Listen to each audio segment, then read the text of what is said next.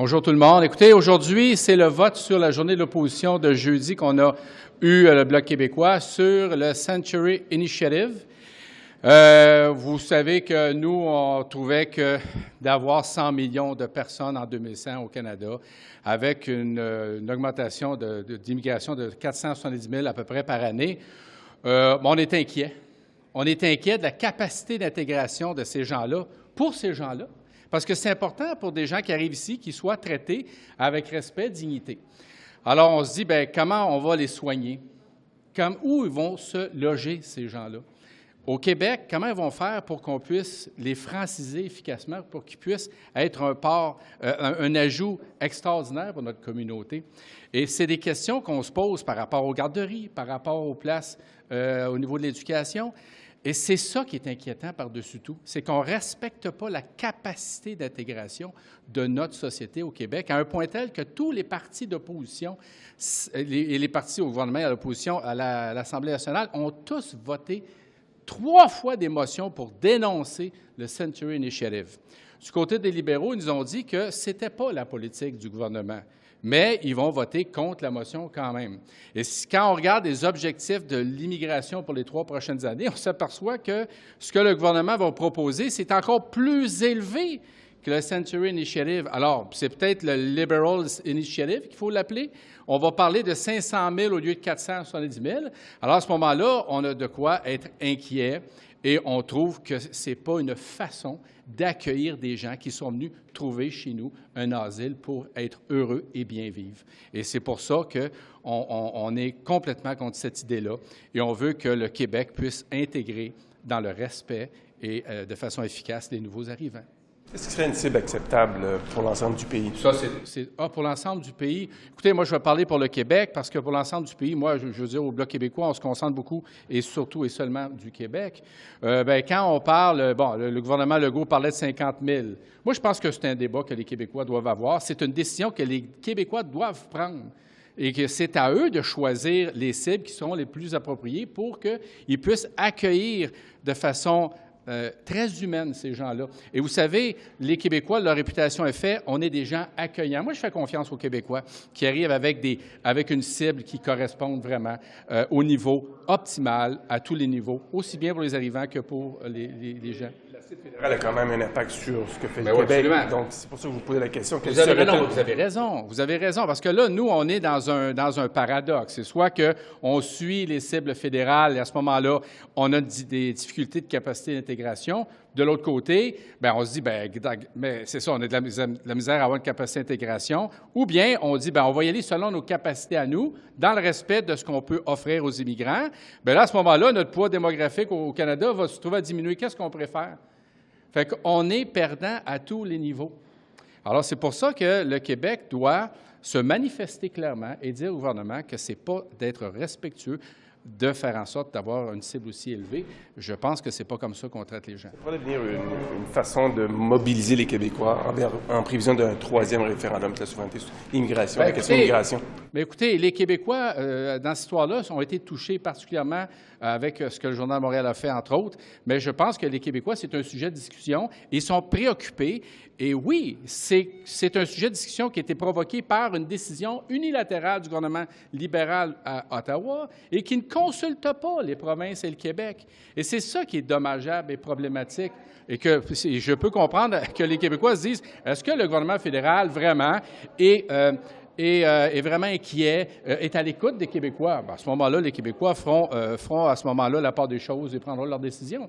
Sur ces 13, votre collègue Mario Beaulieu a déjà indiqué qu'il y a plusieurs choses que vous trouvez insatisfaisantes dans ce projet de loi-là. Vous allez voter pour quand même. Pourquoi?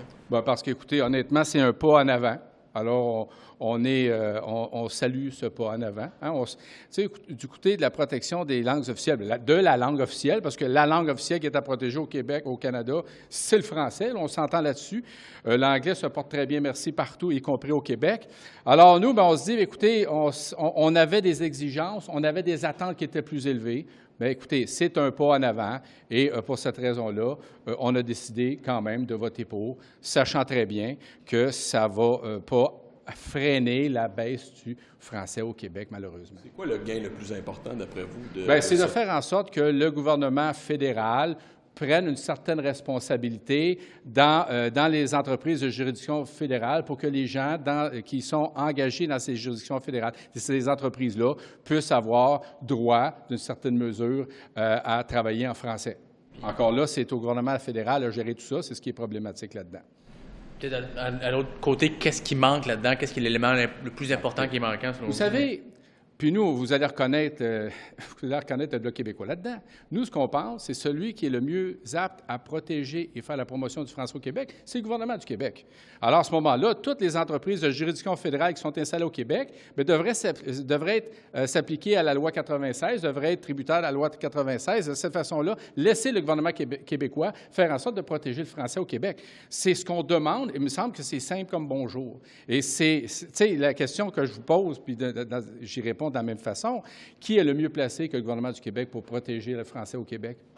C'est le gouvernement du Québec. Sur le retrait des références historiques dans le passeport, les conservateurs accusent Justin Trudeau de vouloir effacer l'histoire. Êtes-vous d'accord? On est dans la grande discussion. Écoutez, c'est drôle parce que quand on parlait de la monarchie, il disait « On n'a pas de temps à perdre avec la monarchie », puis « Oh mon Dieu, ça va bien dans le pays si on parle de la monarchie », puis ainsi de suite. Puis là, la monarchie, on parle de dépenses de centaines de millions de dollars par année ou à peu près.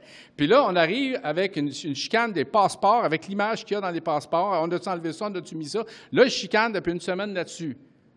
Mais il n'y avait pas le temps de se poser la question, est-ce que le Charles III est le roi, qui est d'une descendance divine, qui règne sur nous? Bien ça, peut-être qu'on dépense beaucoup d'argent. Non, ça, ils n'ont pas le temps. Mais ils ont le temps de parler du petit écureuil avec sa noisette dans le bec qui est sur le passeport. Bravo, ma gang de champions. Il y a du monde pas content pour vrai, la Légion qui dénonce, oui. Le maire de la ville de Terry Fox aussi. Je sais. Je trouve ça dommage pour Terry Fox. C'est quelqu'un que j'admire beaucoup.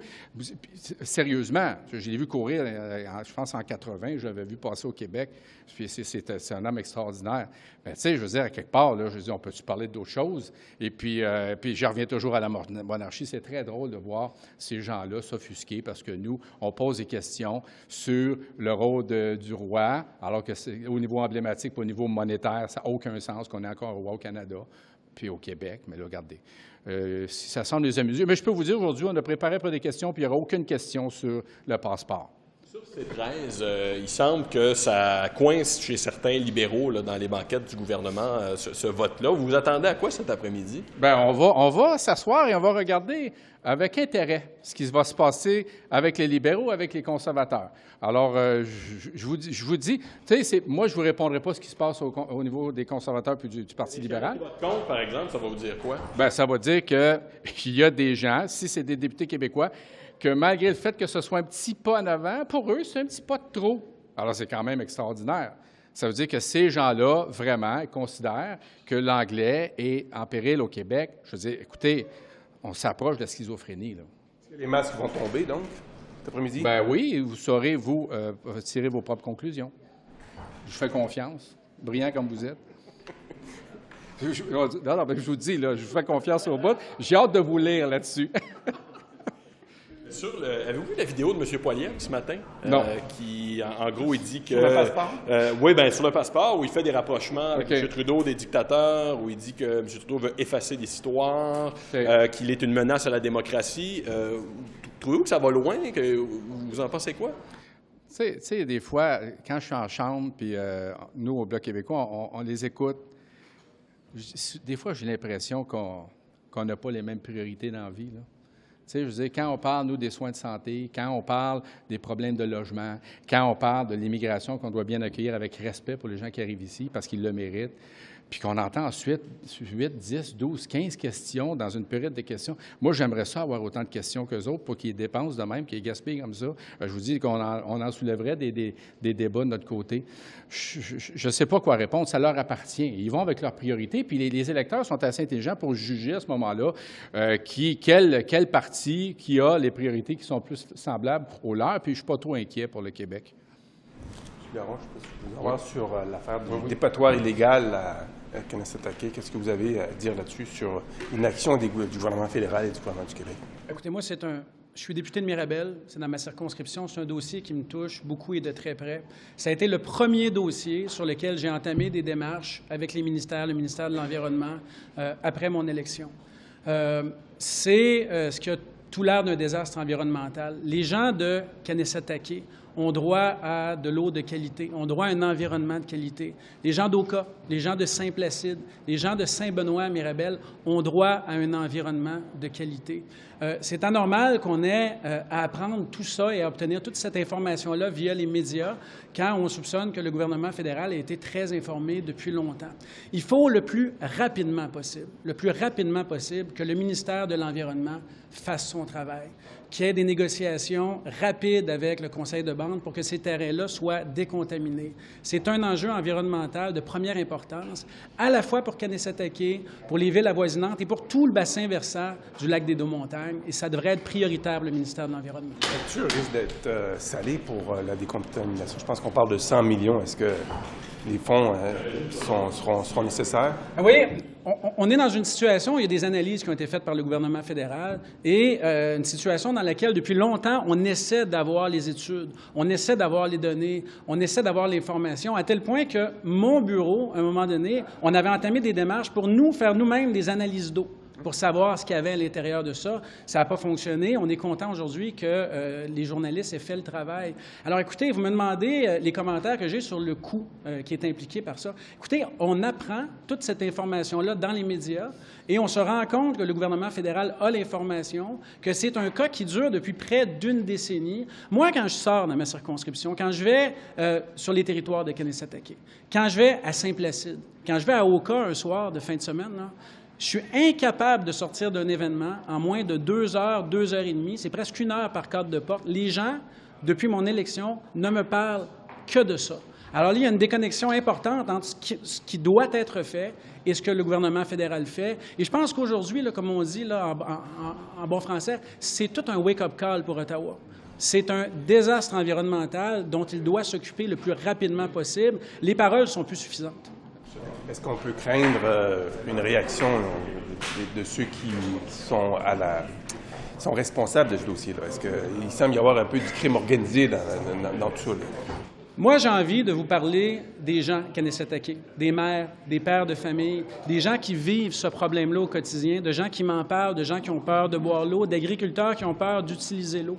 Moi, c'est les réactions de ces gens-là que je sens, que je vois, que je perçois au quotidien. Et c'est les réactions de ces gens-là, moi, qui m'importent. Ça devrait être toujours le citoyen et la personne qui souvent est réduite au silence par diverses circonstances, ça devrait toujours être au cœur de notre action politique et de celle du gouvernement fédéral. Et si ce n'est pas de cette façon-là dont ils réfléchissent, on va leur rappeler. On a posé la question à M. Guilbeault ce matin à Montréal, puis il n'était pas très loquace dans ce dossier-là. Comment on peut interpréter il n'était pas fort en verbe, on peut dire. On a entamé des conversations avec M. Guilbeault. La conversation s'est déplacée avec M. Miller plus tard. Mon bureau, depuis plus d'1 an maintenant, a des interactions avec les cabinets de ministres. Mais je pense que la rapidité d'exécution, et il semble, c'est mon analyse, que le sérieux avec lequel cette situation-là est prise n'est pas à la hauteur du désastre et des conséquences environnementales. Il faut saisir ça. Moi, j'ai été choqué. Je me suis levé ce matin. Écoutez, là, ce sont mes communautés. C'est mon travail de les défendre. Je me suis levé ce matin et j'ai vu ces photos-là et j'avais les larmes aux yeux. J'avais les larmes aux yeux parce qu'ils le savent. Alors là, c'est le temps d'agir. C'est plus le temps de jouer au ping-pong, c'est plus le temps d'aller d'un ministère à l'autre, c'est le temps d'agir. Il existe des solutions. On a vu dans l'article de la presse qu'il y a une firme d'ingénieurs en hydrogéologie qui a été retenue. Il y a des études qui ont été faites. Les solutions, elles sont connues et elles doivent être mises en place et rapidement. Merci beaucoup. Merci. Merci beaucoup. Hein.